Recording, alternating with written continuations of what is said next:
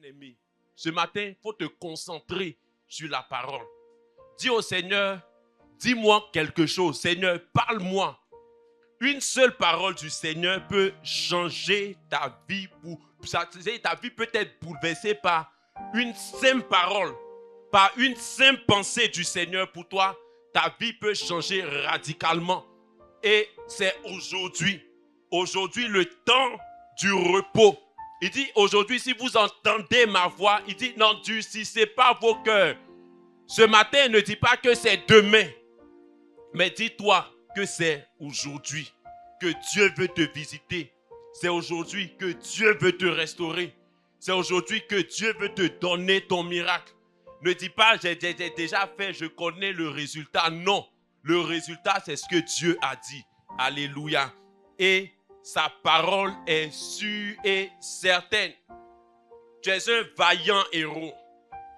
Tu es une vaillante héros. Ou bien quand c'est femme, peut-être on dit héroïne. Je ne sais pas, peut-être que je me trompe. Voilà, tu es un vaillant héros. On a vu ça le dimanche passé avec notre papa. Nous sommes des vaillants héros, comme Gédéon. Et le Seigneur demande aux vaillants héros de se lever. Il dit dans Isaïe 60, on va projeter le passage. Isaïe 60, le verset 1. Il dit, lève-toi, sois éclairé, car ta lumière arrive. Donc, en tant que héros, héroïne, bien-aimé, tu dois te lever parce que ta lumière arrive. Tu vas briller. Tu vas briller de la gloire de l'Éternel. La gloire de l'Éternel est déjà en toi. Et cette gloire va se manifester. Il dit, lève-toi, sois éclairé, car ta lumière arrive. Et la gloire de l'Éternel se lèvera sur toi. C'est la parole que Dieu donne à quelqu'un. Il dit, tu vas briller de la gloire de l'Éternel. Tu vas briller de la puissance de Dieu. Tu vas rayonner comme le soleil. Mais l'éclat, ça sera la gloire de Dieu. Alléluia. Et Dieu voudrait ce matin qu'on puisse sortir des mentalités qui nous tiennent en arrière, qui nous emmènent derrière. Les mentalités qui font qu'on ne peut pas entrer pleinement dans ce qu'il a fait pour nous, dans ce qu'il a réalisé, dans ce qu'il a accompli pour nous. Et ce matin, on va parler de Babel, la tour de Babel. On connaît toute cette histoire. Donc, le thème de ce matin, c'est « Sors de la mentalité de la tour de Babel ». Sors de la mentalité, sors de l'esprit de la tour de Babel. Sortons de la mentalité de la tour de Babel. On connaît cette histoire, bien-aimé. Et Dieu, ce matin, il veut t'enseigner au travers de ce passage. Donc, la tour de Babel, c'est une histoire qui se déroule dans Genèse 11. Genèse 11, entre du verset 1 au verset 9. C'est là qu'on retrouve l'histoire de la tour de Babel. Donc, qu'est-ce qui s'est passé? C'est après qu'il y eut le déluge. Donc, après que Noé eut été sauvé, lorsqu'il y a eu le déluge, c'est après qu'on nous raconte l'histoire de la tour de Babel. Donc, à cette époque, donc Genèse 11, le verset 1 à 9. À cette époque, la Bible dit, les hommes ne formaient qu'un seul peuple. Ils parlaient qu'une seule langue. Ils habitaient tous ensemble et ils ont trouvé un endroit où ils ont décidé d'habiter en ce lieu. Et au verset 3 de Genèse 11, la Bible dit, ils se disent l'un à l'autre, allons, faisons des briques et cuisons-les au feu. Et la brique leur servit de pierre et le bitume leur servit de ciment. Il dit encore, allons, bâtissons-nous une ville et une tour dont le sommet touche au ciel. Et faisons-nous un nom. Dans d'autres versions, il est dit, alors notre nom deviendra célèbre. Encore dans une autre version, il dit, faisons-nous, alors nous aurons une réputation. Donc bâtissons une ville, construisons une tour dont le sommet atteigne le ciel. Il dit, afin que nous ne soyons pas dispersés sur la face de toute la terre. Et quand le Seigneur a vu leur projet, la Bible dit, Dieu est descendu pour voir ce que les hommes ont résolu de faire.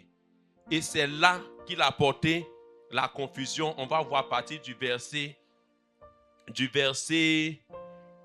6 par là. Et quand le Seigneur vient, le Seigneur apporte la confusion. Et quand ils se réveillent, ils ne s'entendent plus. Chacun parle sa langue. Chacun a une langue différente. Et c'est comme ça qu'ils se sont dispersés pour aller occuper toute la terre, pour que le plan de Dieu puisse s'accomplir. Cette histoire, quand on nous la rencontre, on voit un peu que ce peuple-là, c'est comme si c'était la gloire qui les intéressait. Donc, on voit un peuple orgueilleux. Voici ce que nous sommes capables de faire de par nous-mêmes. Voici ce que nous pouvons réaliser. Et la Bible nous dit que Dieu renverse les projets des hommes artificieux. Donc, comme c'était des hommes artificieux, Dieu est venu, Dieu a renversé leurs projets. Mais quand on analyse bien ce passage, bien aimé, il y avait à l'intérieur un désir qui se cachait. La Bible nous dit dans le psaume 115, il dit, les cieux sont les cieux de l'Éternel. Psaume 115, verset 16. Les cieux sont les cieux de l'Éternel, mais il a donné la terre au Fils de l'homme. Donc la terre nous appartient. Mais il dit quoi? Les cieux sont les cieux de l'Éternel. Les cieux appartiennent à l'Éternel. Et dans ce projet que ces hommes avaient, il dit, ils allaient construire une tour qui touche le ciel. En d'autres termes, on veut atteindre Dieu. On veut toucher Dieu. On a besoin de Dieu. On a l'impression que Dieu est loin de nous. Nous voulons Dieu. Nous voulons être dans la présence de Dieu. Et pour former ce projet, pour que leur désir soit comblé, bien aimés, ils disent quoi? Ils vont se bâtir une ville. Ils vont construire une tour. Donc, quand on analyse le désir de ce peuple-là, il n'était pas mauvais. Le désir n'était pas mauvais. Qui ne veut pas toucher Dieu? Qui ne veut pas habiter avec Dieu? Qui ne veut pas être avec Dieu? C'était un désir noble. Pour cela, ils vont utiliser les moyens dont ils disposaient. Ils vont utiliser leurs propres ressources pour pouvoir réaliser ce projet. Et les ressources qu'ils ont utilisées, c'était quoi? C'était de faire des briques et puis de les cuire au feu. Donc, c'est les ressources pour pouvoir atteindre leur objectif. Après, quand ils ont fabriqué les briques, ils disent, on va faire quoi maintenant? On va se construire notre tour pour atteindre Dieu. Voici les deux moyens dont ils disposaient pour atteindre Dieu. Et aujourd'hui, quand on lit cette histoire, on ne se sent pas forcément concerné. On dit c'est les gens de l'Ancien Testament. Nous, on n'a pas cette mentalité. Mais on a un point commun. On a tous le désir d'être avec Dieu, de vivre dans la présence de Dieu. Quels sont les moyens que tu utilises pour atteindre Dieu? Quels sont les moyens dont tu uses pour toucher Dieu? C'est de ça qu'il est question. Donc, c'est ce qui est le point commun entre les gens de cette génération et les gens de notre époque. Ils ont construit, ils ont fabriqué des briques et ils ont construit la tour pour atteindre Dieu. Et on peut voir également d'autres cas similaires dans la parole du Seigneur, des personnes qui, même que ce soit dans l'Ancien comme dans le Nouveau Testament, qui avaient le désir d'être avec Dieu. Parce que quand l'homme a péché, on connaît toute cette histoire. Ça, c'est le prochain exemple que je prends. Dans le jardin d'Éden, quand l'homme a péché, Dieu a chassé l'homme du jardin. Et l'homme a été déchu quand il a péché. Mais qu'est-ce qui s'est passé quand l'homme a péché? La Bible dit, ils ont pris conscience qu'ils étaient nus. Donc, Adam et sa femme se sont aussi posé la question, comment est-ce qu'on peut faire pour cacher notre nudité devant le Seigneur? Et la solution qu'ils ont trouvée, la Bible dit, ils ont cousu des feuilles de figuier pour se mettre à la ceinture, pour couvrir leur nudité. Donc, voici aussi Adam et Ève. On l'a vu pour les gens de Babel. Mais Adam et Ève aussi. Dieu est saint. Aujourd'hui, on prend conscience que nous sommes pécheurs. Comment faire pour cacher notre péché, pour cacher notre nudité? C'est la question qu'Adam et Ève se sont posées. On voit cette histoire dans Genèse 3, les versets 7 et les versets 21. Genèse 3, verset 7 et verset 21. Donc, la Bible dit au verset 7, « Les yeux de l'un et de l'autre s'ouvrirent, et ils connurent qu'ils étaient nus. Et ayant cousu des feuilles de figuier, ils s'en firent des ceintures. » Donc, je veux dire, quand l'homme est devant une situation, ce qui lui vient naturellement, sa disposition qui se manifeste. Qu'est-ce que je dois faire pour régler ce problème? C'est ce qu'Adam et Ève aussi ont fait, comme les gens de la tour de Babel. Et la Bible dit au verset 21, ils ont cousu, se sont fait des vêtements avec des feuilles. Mais au verset 21, la Bible dit, l'Éternel Dieu fit à Adam et à sa femme des habits de peau et il les en revêtit. Dieu lui-même, pour vous que vous avez fait, c'est pas bon. Dieu lui-même, il est venu faire pour lui. Il leur a donné. Donc, cette histoire, on la retrouve un peu partout dans l'Ancien Testament. Même dans le Nouveau Testament, il y a eu des situations similaires. Et nous ne sommes pas loin. On n'est pas différents de ces personnes. Amen. C'est pourquoi Dieu veut que tu puisses sortir de la mentalité de la tour de Babel. Il y a eu une histoire aussi qui s'est passée dans Matthieu 19, le verset 16 au verset 23. On va projeter puis on va lire tous ensemble. Donc ça, c'est mon deuxième texte de base, Matthieu 19, verset 16 au verset 23. Donc, c'est une histoire qu'on connaît. Souvent aussi, quand on lit, on ne s'identifie pas à ce monsieur-là. Parce qu'on voit qu'on n'a pas des points communs. Alors que quand on analyse bien, on ressemble à ce monsieur. Donc la Bible dit au verset 16, « Et voici, un homme s'approcha et dit à Jésus, « Maître, que dois-je faire de bon pour avoir la vie éternelle ?» Voici la question que l'homme est venu poser à Jésus. Que dois-je faire de bon pour avoir la vie éternelle? Quelle est la question que toi tu te poses? Qu'est-ce que je dois faire pour être béni? Qu'est-ce que je dois faire pour être saint?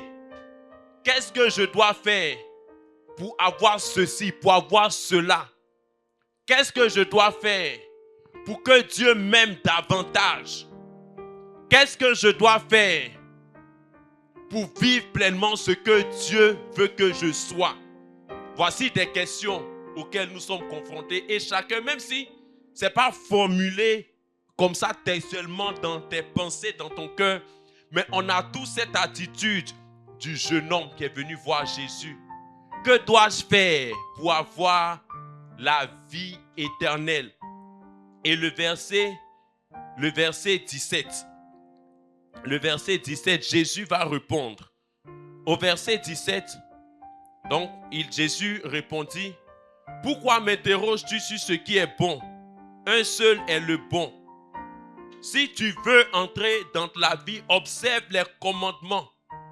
Lesquels, lui dit-il, on poursuit. Et Jésus répondit, tu ne tueras point, tu ne commettras point d'adultère, tu ne déroberas point, tu ne diras point de faux témoignages. Verset 19. Honore ton père et ta mère, et tu aimeras ton prochain comme toi-même. Verset 20. Le jeune homme lui dit, j'ai observé toutes ces choses, que me manque-t-il encore? Donc, voici ce jeune homme, comme il veut faire des choses, il veut poser des actions pour avoir la vie éternelle, parce que c'était son besoin. Le Seigneur dit, ce que tu dois faire pour avoir la vie éternelle, c'est la loi qui t'a été donnée. Et Jésus cite. Il dit, mais tout ça, j'ai observé. Que me manque-t-il encore? Le Seigneur est en train de dire à quelqu'un, si tu veux faire des choses pour obtenir la faveur de Dieu, si tu veux faire des choses pour obtenir la grâce de Dieu, il va toujours te manquer quelque chose. Il va toujours te manquer quelque chose. C'était le cas de ce. On peut dire qu'il était bon, mais il savait au fond de lui qu'il n'était pas encore arrivé. Quel que soit ce que tu vas faire comme effort, quel que soit ce que tu vas fournir comme travail, il va toujours te manquer quelque chose. Et le pasteur, quand on avait notre veillée, le pasteur a dit dans Matthieu 20, 21, il a dit, la justice de Dieu ne dépend pas de nos efforts. Et c'était la parabole qui parlait des ouvriers qui sont intervenus à différentes heures de la journée. Certains ont intervenu à la première heure, d'autres à la 9e, à la 2e, à la 3e heure. Et il y a d'autres même qui ont intervenu, c'est-à-dire avant de faire les 8 heures de travail demandé, ils ont intervenu peut-être 1 heure avant. Et ils ont eu le même salaire que les ouvriers de la première heure. Et le pasteur a dit, la justice de Dieu ne dépend pas de nos efforts. Donc, ce jeune dit, que me manque-t-il encore? Donc, tu fais, et tu sens qu'il y a quelque chose encore qui te manque. Et le Seigneur poursuit au verset 21. Au verset 21, il dit, Jésus lui dit, si tu veux être parfait, va, vends ce que tu possèdes, donne-le aux pauvres et tu auras un trésor dans le ciel, puis viens et suis-moi. Si tu veux mettre la responsabilité sur toi d'obtenir des choses de Dieu par tes propres efforts, tu vas échouer comme ce jeune homme, parce qu'il a échoué. Quand Jésus lui a donné cette réponse, au verset 22, on voit son attitude. Et voici son attitude au verset 22. Au verset 22, il dit, le protocole m'a demandé de suivre avec la technique, sinon j'aurais essayé que c'est la connexion, mais bon. Il dit, après avoir entendu ces paroles, le jeune homme s'en alla tout triste, car il avait de grands biens. Il n'a pas pu, bien-aimé, tu ne pourras pas arriver par tes propres efforts. Si tu comptes sur ta force, tu ne vas pas y arriver. Si tu comptes sur ta capacité, tu vas rester en cours de route. Et ce jeune homme, il a échoué. Il a échoué. Ce matin, Dieu veut que toi, tu puisses réussir. Dis-moi un bon amen. Voici encore un autre groupe de personnes. Donc, c'est comme si c'est un peu le caractère des hommes que Dieu est en train de nous montrer vis-à-vis de lui. Donc, l'autre catégorie, c'est dans Jean 6, le verset 28 au verset 29. Jean 6, verset 28 au verset 29. Ici, on est en face des personnes qui ont mangé les pains que Jésus a multipliés. Donc, il y avait 5000 hommes, sans compter les femmes et les enfants, qui suivaient Jésus. Et on arrivait à une heure où c'était une heure tardive. Et ça faisait déjà 3 jours qu'il marchait avec Jésus. Et Jésus a eu compassion. Il demande à l'un de ses disciples, où est-ce qu'on va trouver du pain pour nourrir toutes ces personnes? Donc il a dit ça pour l'éprouver. Et après, Jésus a multiplié 5 pains et 2 poissons. Et ces hommes ont mangé, ils étaient rassasiés. En tout cas, ils étaient contents d'avoir bien mangé. Donc, après ça, la Bible dit que Jésus, il a disparu, parti avec ses disciples. Ils l'ont cherché et ils l'ont trouvé. Et au verset 28, quand ils l'ont trouvé, au verset 28, on va lire le verset 27 pour bien comprendre le contexte. Verset 27 au verset 27.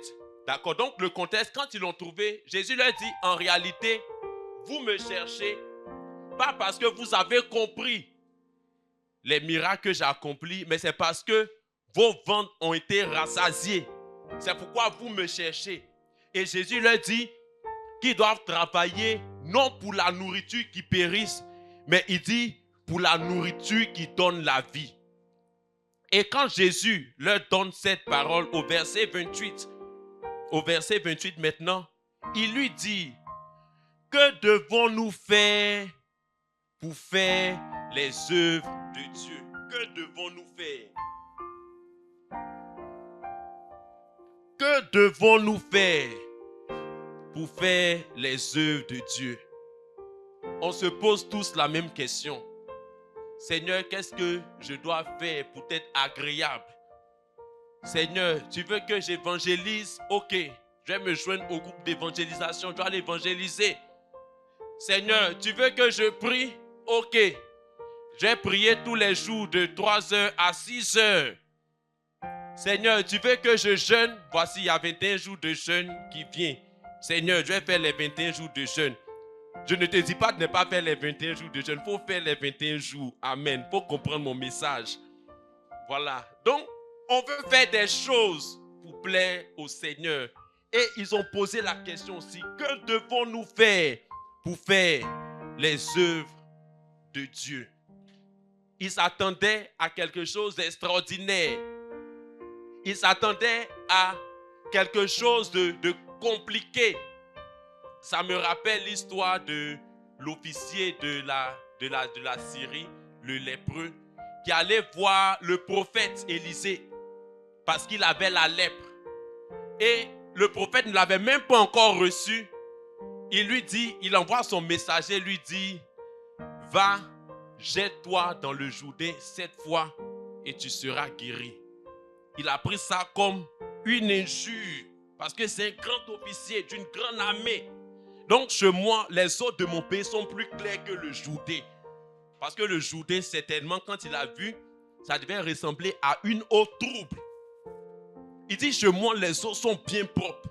Donc, il pense que c'est parce que je ne me lave pas. Et sa servante lui dit, si le prophète avait demandé quelque chose de difficile, ne l'aurais-tu pas fait? Et il a vu que la parole était sensée. Donc, si c'est des choses difficiles, tu vas le faire. Et pour ce qui est facile, tu ne perds rien à essayer. Donc, souvent, on s'attend à quelque chose. Non, tu dois, peut-être que tous les midis, tu ne dois pas manger. Tu dois faire quelque chose de compliqué. Tu dois vivre dans la sainteté pour que tu puisses voir, pour que tu puisses être béni. Mais voici la réponse que Jésus va leur donner. Ils disent, que devons-nous faire pour faire les œuvres de Dieu? Et au verset 29, c'est simple. J'allais dire en une seule phrase, Jésus leur répondit, l'œuvre de Dieu, c'est que vous croyez en celui qu'il a envoyé. L'œuvre de Dieu, c'est que vous croyez en celui qu'il a envoyé. Il ne faut pas te dire, je ne suis pas concerné, moi je crois déjà en Jésus. Ce n'est pas de ça qu'il s'agit. L'œuvre de Dieu, c'est que vous croyez en celui qu'il a envoyé. Donc, celui qu'il a envoyé, c'est Jésus lui-même qui parle. Qu'on puisse croire en Jésus. Qu'on puisse croire Jésus. Et la Bible nous dit que c'est avec le cœur que l'on croit. Dieu ne te demande pas de poser des actions. Dieu ne te demande pas de faire quelque chose d'extraordinaire. Ce qu'il te demande, c'est simple. Il dit, Il veut simplement que tu puisses croire en celui qu'il a envoyé.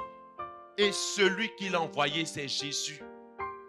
C'est pourquoi dans Galates 2, 20, Paul dit, il dit que s'il vit dans la chair, il dit quoi? Il dit, je vis dans la foi au Fils de Dieu. Ce que Dieu te demande, tu puisses croire seulement. On a vu l'explication de la foi dans Hébreux 11. On connaît tous la définition de la foi. La foi est une ferme assurance des choses qu'on ne voit pas et une démonstration de celles qu'on espère. C'est la définition de la foi. Donc qu'on puisse vivre dans la foi au Fils de Dieu. Mais aujourd'hui, ce qui fait le problème, bien-aimé, on veut sentir. Tu veux toucher. La foi n'a pas besoin de toucher. Une fois que Dieu a dit, je prends ça comme ma vérité. Je prends ça comme ma vérité. Une fois que Dieu a parlé, ça devient ma vérité. Alléluia. Et pour pouvoir voir, il y a un principe qu'il faut appliquer. Le principe de posséder. Quand tu veux posséder quelque chose, il faut voir la chose. Il faut voir. Ce que tu n'as pas vu, tu ne peux pas le posséder. C'est pourquoi il dit, l'œuvre de Dieu, c'est que vous croyez en celui qu'il a envoyé. Parce qu'en croyant, bien-aimé, tu vas voir ce que Dieu a dit. Et en voyant ce que Dieu a dit, tu vas posséder ce qu'il a dit. Alléluia. Abraham, quand il cherchait une prospérité, quand Dieu lui a dit que je vais te bénir, ta postérité sera aussi grande que ceci, que cela. À un moment donné, la Bible dit que Dieu le fit sortir et Dieu lui montra les étoiles du ciel. Et Dieu lui montre le sable au bord de la mer. Et puis Dieu lui dit, compte. Et il dit, c'est comme ça ta descendance sera nombreuse. Parce que si Abraham ne voit pas, il ne peut pas entrer dans ce que Dieu a dit. C'était la même chose pour Jacob. Quand Jacob est allé travailler pour son oncle Laban, il a eu ses 2 femmes. Il a eu des enfants. À un moment donné, il voulait retourner chez lui. Et Laban lui dit, je veux que tu restes, je vais te payer parce que je sais que c'est à cause de toi que j'ai été béni. C'est dans Genèse 30, le verset 37 à 39. Il y a un principe qui s'applique là-bas. Donc, Laban lui demande, qu'est-ce que tu veux comme salaire? Il dit, ce que je demande comme salaire, c'est que les brebis, les boucs, les chèvres t'achetés vont constituer mon salaire. Les brebis noires, ça va constituer mon salaire. Alors que nous savons tous que les brebis noires sont rares. C'est les brebis de couleur blanche, toutes blanches. T'acheter, c'est rare. Donc, il a fait une séparation entre ce qui est acheté et ce qui est blanc. Et la Bible dit que Jacob continuait de garder le troupeau de Laban.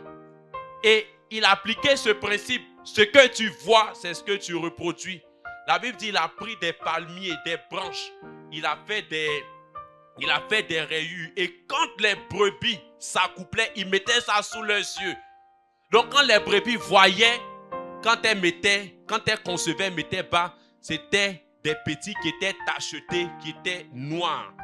Et en un rien de temps, son troupeau est devenu nombreux que le troupeau de Laban. Alléluia. Donc, tu possèdes ce que tu vois. Alléluia. Dans Jérémie 1, du verset 11 au verset 12. Dieu demande à Jérémie, que vois-tu? On va projeter. Jérémie 1, du verset 11 au verset 12. Dieu demande à Jérémie, il dit, que vois-tu?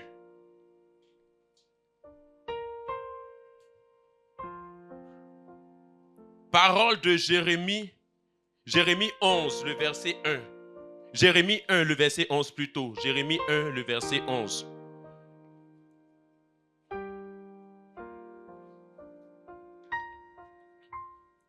la parole de l'Éternel me fut adressée en ces mots. Que vois-tu, Jérémie? Je répondis, je vois une branche d'amandier. Verset 12. La parole de l'Éternel me fut, verset 12. Et l'Éternel me dit, tu as bien vu, car je veille sur ma parole pour l'exécuter. Ça veut dire quoi? Ce que tu vois de Dieu, bien-aimé, c'est ce qui va se manifester. C'est ce que Dieu va exécuter. Si tu ne vois rien de Dieu, rien ne va se passer. Donc, on a besoin de voir. Tes yeux ont besoin, bien-aimé, de s'ouvrir pour que tu puisses voir. Je vais vers la fin de mon message. On a besoin de voir. Et pour voir, bien-aimé, il y a 3 verbes que je vais utiliser pour voir. Bien-aimé, il faut connaître. Quand tu connais, il faut faire quoi? Il faut comprendre. Quand tu comprends, il faut faire quoi? Il faut accepter. Donc pour voir, voici les 3 verbes. Connaître, comprendre et accepter. Si tu connais que tu ne comprends pas, c'est comme la parabole du semeur. Il dit, la parole, la semence qui est tombée le long du chemin, il dit quoi? Il dit, les oiseaux sont venus picorer et la semence n'a pas produit. Pourquoi? Parce que c'est tombé dans un cœur qui n'a pas compris. Le cœur a entendu, mais il n'a pas compris. Donc tu as besoin de connaître. Quand tu connais, ne te limite pas seulement à la simple connaissance. Pour dire je connais, c'est bon. Cherche à comprendre. Et quand tu comprends, tu peux avoir une attitude, tu peux décider de rejeter, mais tu dois accepter. Et quand Jésus a dit à ces hommes, à ces 5000 hommes qui le recherchaient, parce qu'ils avaient mangé du pain et que leur ventre avait été rempli, Jésus a dit, l'œuvre de Dieu, c'est que vous croyez en celui qu'il a envoyé, que tu puisses croire en celui que Dieu a envoyé. Et quand on dit croire, c'est quoi?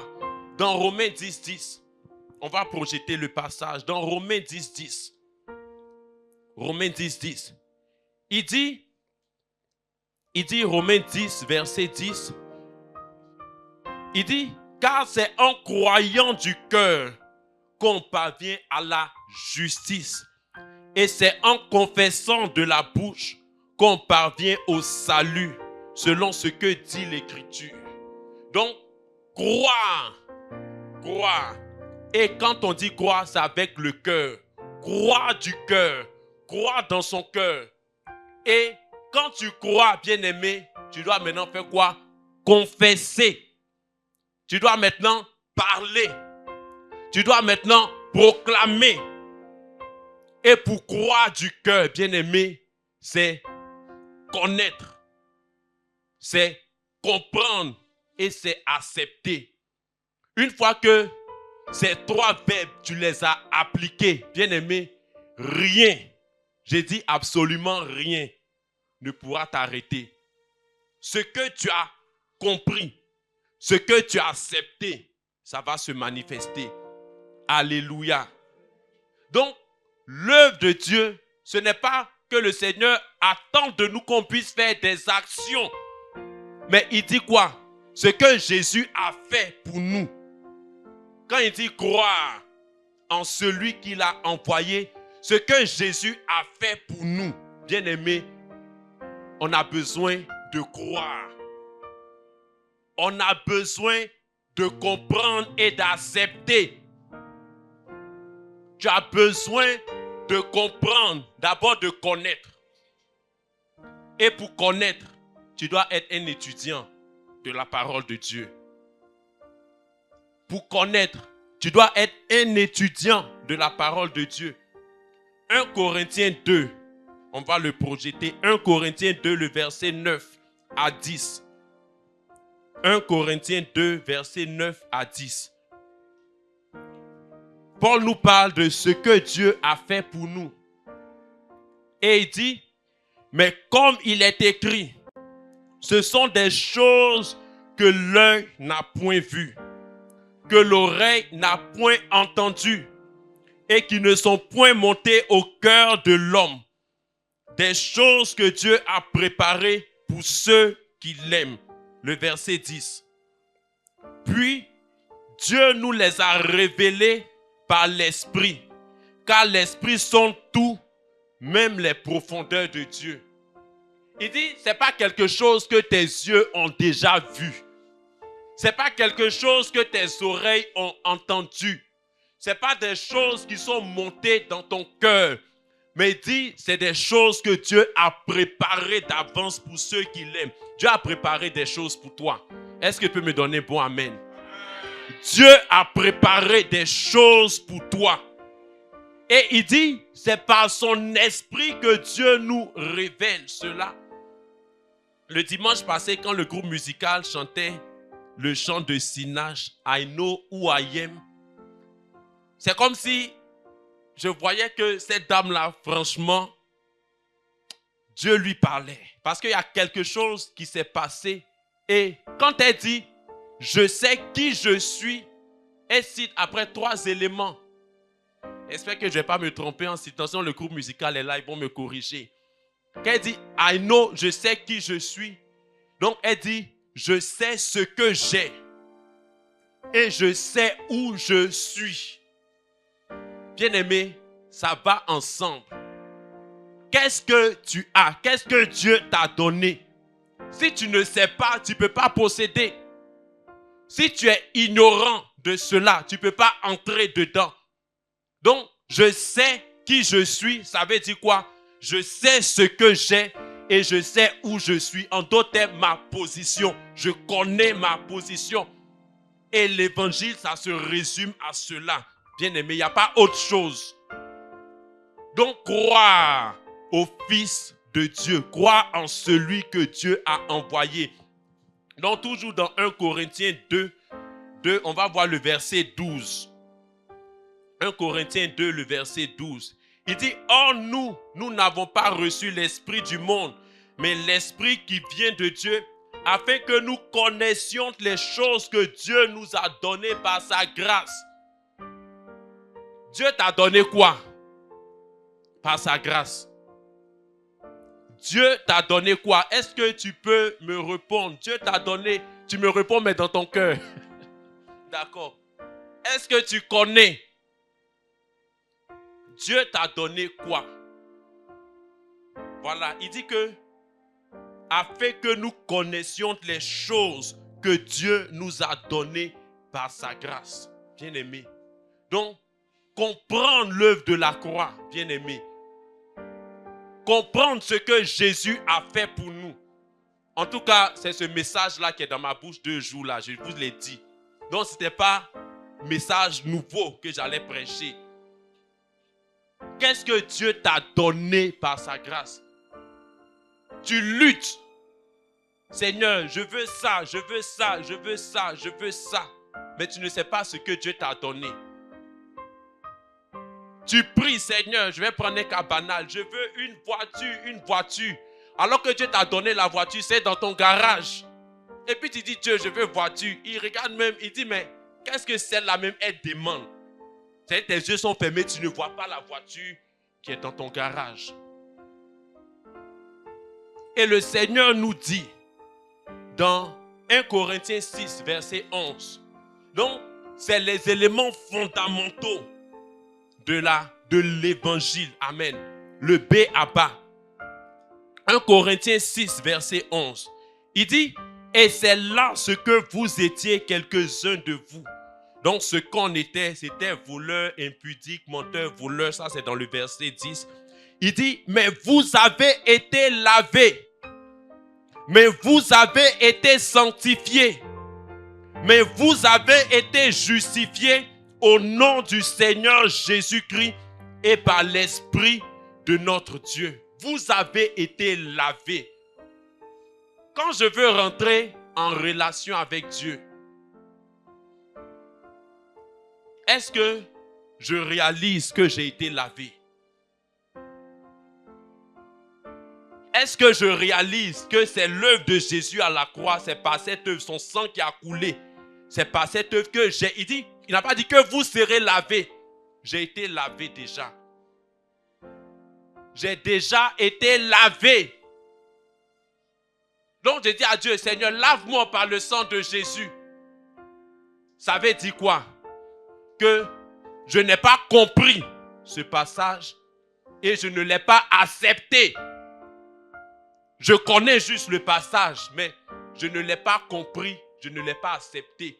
Donc je ne crois pas au Fils de Dieu en ce qu'il a fait concernant mon péché. J'ai été lavé. Donc quand je viens dans la présence de Dieu, Seigneur, je te rends grâce. Parce que la foi, dans Hébreu 11, on va lire ce que c'est que la foi. J'ai bientôt terminé. Dans Hébreu 11, le verset 1, on nous donne la définition de la foi.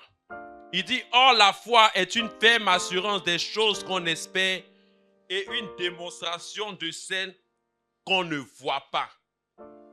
Donc une démonstration des choses qu'on ne voit pas. Des choses qu'on ne sent pas. Des choses que je ne touche pas. Des choses que je ne saisis pas. C'est ça la foi. Dieu dit tu as été lavé. Et on dit la foi est une ferme assurance des choses qu'on espère. Donc, tu dois avoir la ferme assurance que Dieu t'a lavé. Tu dois avoir la ferme assurance que Dieu, selon le passage qu'on a lu, que Dieu t'a sanctifié. Si j'ai cette ferme assurance, je ne vais plus dire à Dieu, Seigneur, lave-moi. Je ne vais plus dire à Dieu, Seigneur, sanctifie-moi. Je l'ai déjà. Je l'ai déjà. Donc si je l'ai déjà, qu'est-ce que je fais? On dit, c'est en croyant du cœur. Je crois du cœur. Maintenant, je fais quoi? Je proclame, je confesse ce que Jésus a fait pour nous. Ce que Jésus a fait, c'est le B.A.B.A. C'est le B.A.B.A.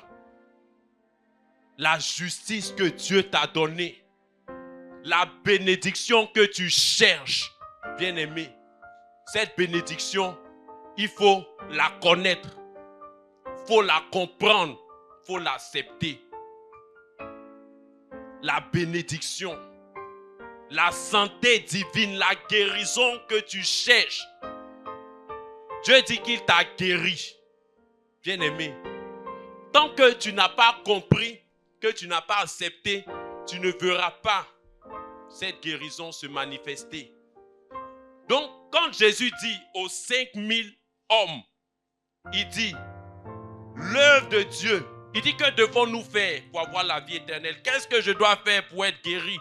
On dit, ah, il y a un puissant homme de Dieu, un prophète. Lui là, quand il prie pour toi, automatiquement, il a guéri des gens qui avaient cancer. Qu'est-ce que je dois faire pour être guéri? On dit, va voir l'homme de Dieu. Papa, tu cours, tu t'en vas.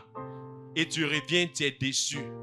Jésus dit simplement connaître, comprendre et accepter.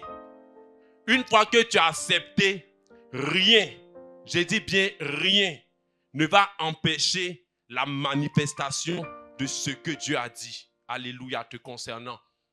C'est pourquoi ce matin, Dieu dit à quelqu'un, sors de la mentalité des gens de la tour de Babel. Sors de cette mentalité. Sors de cette mentalité. Et quand on prend, comme j'ai dit, j'ai terminé. Quand la Bible nous parle des armes de Dieu dans Éphésiens 6, quand il nous dit de nous revêtir des armes de Dieu, il nous parle de la cuirasse de la justice. L'ennemi va te faire croire que tu n'es pas juste. L'ennemi va t'accuser. Il va dire, tu as fait ceci, tu as fait cela avant de venir dans la présence de Dieu. Demande pardon, sinon Dieu ne va pas te pardonner. demande, confesse, Dieu est en colère contre toi. Ça peut-être c'est pas comme ça, mais c'est ce que ça se passe. Et puis on se sent condamné. Alors qu'ici on dit les âmes dont tu dois te revêtir, la cuirasse de la justice. C'est vrai, j'ai fait ceci, je suis tombé. Mais c'est aussi vrai que j'ai été lavé. C'est aussi vrai que Dieu m'a déjà pardonné. C'est aussi vrai que je suis la justice de Dieu. Jésus est ma justice. Quand Dieu me regarde, c'est Jésus qu'il voit. Donc je suis juste. Donc c'est se revêtir de la cuirasse de Dieu. Mais si tu écoutes le diable, tu dis, oh Seigneur, pardon, ta colère, apaise ta colère contre moi. Bien-aimé, ta prière ne peut pas apaiser la colère de Dieu. C'est le sang, c'est Jésus qui a fait propitiation de la colère de Dieu. Et ça lui a pris 3 jours. Quand la Bible dit qu'il est descendu aux enfers, 3 jours pour apaiser, pour expier la colère de Dieu. 3 jours, ce n'est pas toi ta prière.